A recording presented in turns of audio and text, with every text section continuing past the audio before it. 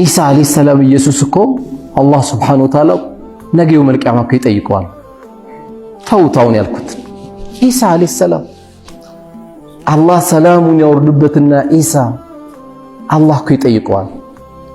አአንተ ቁልተ ሊናስ ኢተኺዙኒ ወኡሚየ ኢላሀይን። ቢገርም ወላሂ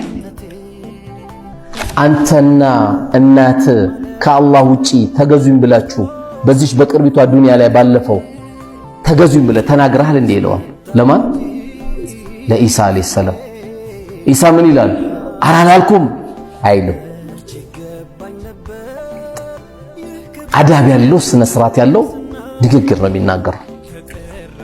ምን ይላል ኢሳ አለይሂ ሰላም? ቃለ ሱብሓነከ፣ ጌታዬ ጥራት ይገባ። አየህ መተናነስ። ቃለ ሱብሓነከ፣ ጌታዬ ጥራት ይገባ። ኢን ኩንቱ ቁልቱ ፈቀድ አሊምተ፣ ብዬ ከሆነ አንተ ታውቃለህ። ለምን?